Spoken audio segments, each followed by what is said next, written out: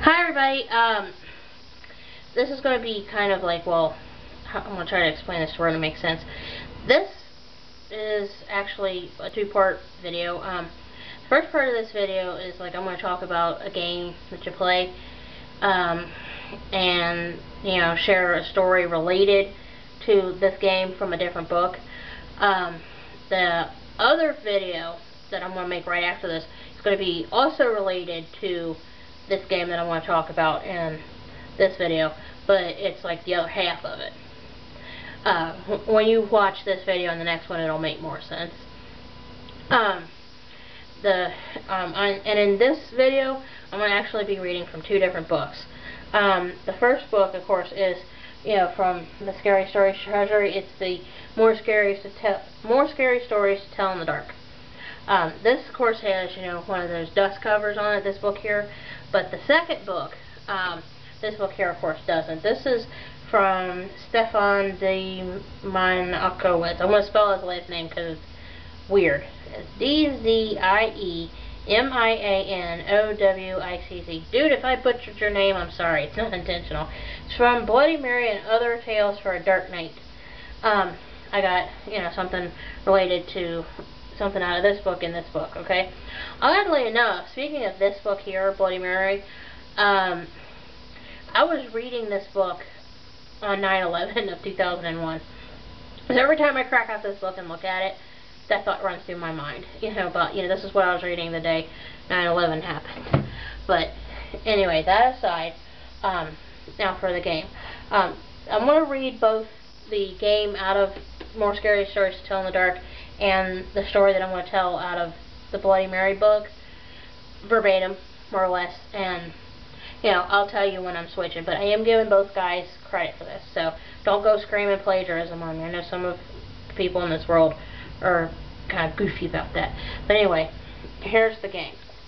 It's called A Ghost in the Mirror. This is a scary game that young people sometimes play, trying to conjure up a ghost in their bathroom mirror. Many don't really believe that a ghost is going to appear, but they try to raise one anyway, just for the fun and the excitement. Some are willing to settle for any ghost, but others have a particular ghost in mind. One of these is a ghost named Mary Worth, also known as Mary Jane and Bloody Mary. She is the heroine of an old comic strip, but some say she was actually a witch who was hanged at the infamous witch trials in Salem, Massachusetts back in 1692, sorry. 1962, yeah, right. That's what I almost said. Another of these ghosts is La Llorona, the weeping woman who wanders the streets and towns from Texas to California and throughout Mexico looking for her lost child. Still another is a ghost named Mary Wales, a young woman who is supposed to have been killed in a car accident in Indianapolis, Indiana, about 1965. Her ghost is one of the vanishing hitchhikers. It is said that again and again she thumbs a ride home in a passing car, then vanishes before she gets there. Here's how some ghost hunters try to raise a ghost. Step 1. They find a quiet bathroom, close the door, and turn off the lights. Step 2. While they stare at their face in the mirror, they repeat the ghost name, usually 47 times or 100 times. If any ghost will do, they say any ghost, in place of a name.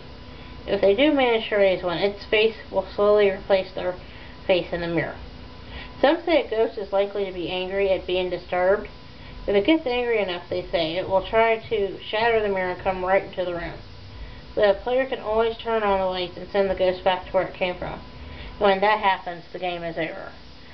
I actually have never played this game because, you know, I always thought it was kind of, in a word, lame, you know. That was just something that I just was never really, quote-unquote, interested in doing. Just because, you know, I mean, outside of playing Dead Man's Brains, you know, the game I was talking about in the last video, that was just something I was never really, quote-unquote, interested in doing, is, you know, doing the Bloody Mary thing, Ghost in the Mirror. But anyway, speaking of Bloody Mary, let's get on to the book called Bloody Mary and Other Dark Tales for a Stormy Night.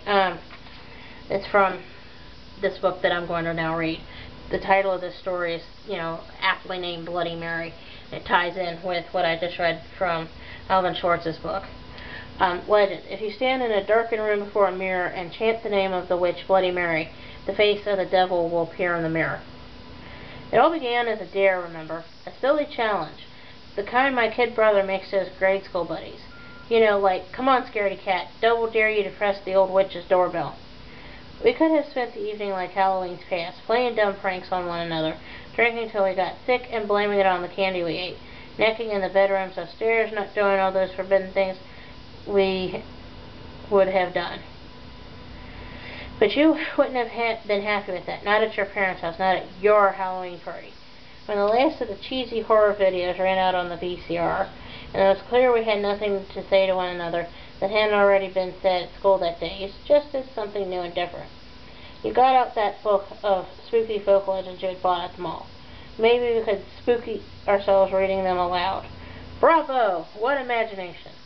So we all sat around ranting about the vanishing hitchhiker, the psychopath hiding in the closet, and Cropsy the headsman acting like we were really scared by all this nonsense.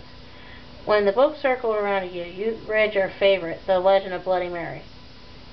Shades of such. Bloody Mary was a 17th century witch woman who sold her soul to the devil for supernatural powers. Every Halloween, until she was caught and burned at the stake, she renewed her pact by sacrificing an infant from her village before a mirror where the face of the devil would appear. At midnight on Halloween, if you sit alone before a mirror in a darkened room with only a candle for light and say the name Bloody Mary 5 times in succession, you'll see the face of the devil. No one said anything as she slowly closed the book. Everybody was thinking the same thing. Was it just coincidence that you had given your little performance at 1:45 on Bloody Mary's night? The only problem was no one wanted to try it. Of course, we all joked about what a stupid superstition it was. The story made no sense. It was so pointless there was no reason to try it out. A little ridicule goes a long way toward propping up the weak struts of one's courage, doesn't it? If I hadn't snorted the loudest, perhaps you all would have dared someone else. But I was never one to keep my feelings inside, and I had already had enough of the cider and whatever you spiked it with to lower my resistance.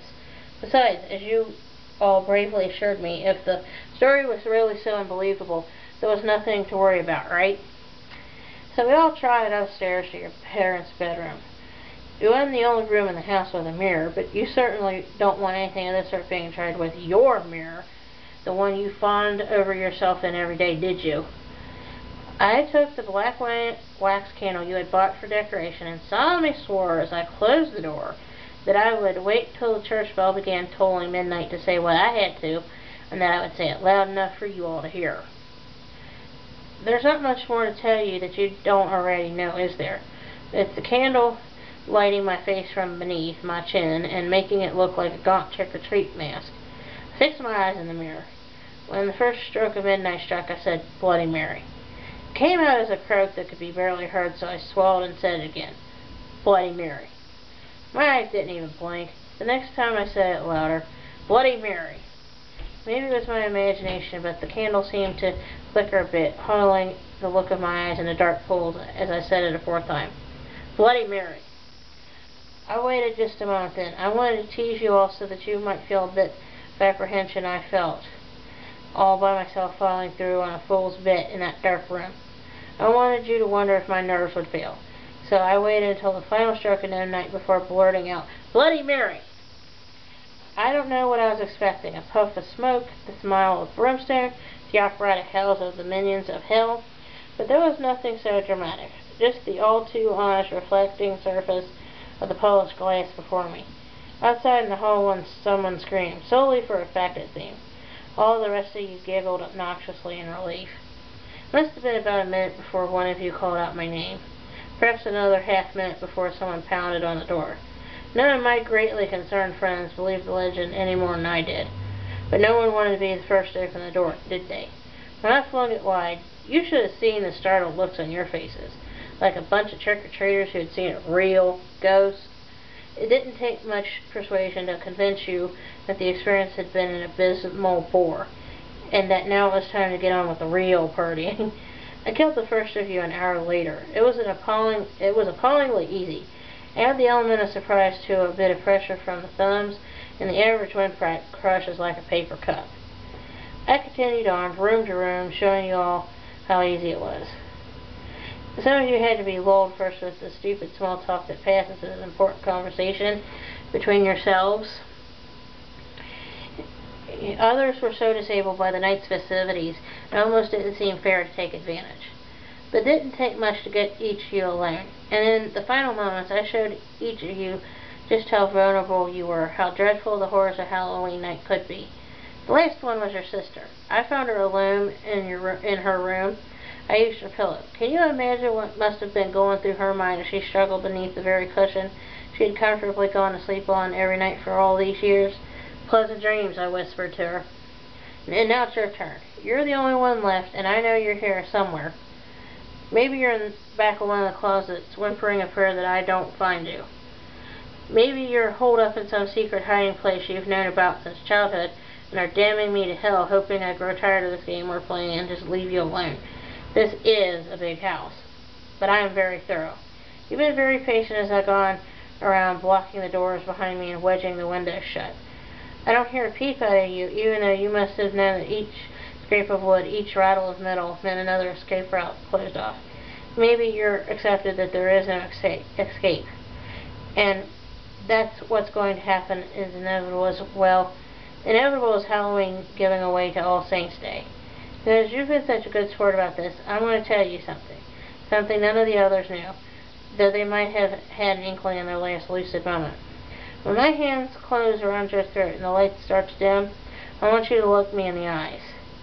Then you'll start to know what I discovered sitting by myself in that room, staring innocently at that revealing mirror. You don't need a candle. You don't need a mirror. You don't even need to chant Bloody Mary. Look straight at me, and you know what you'll see? You'll see the face of the devil.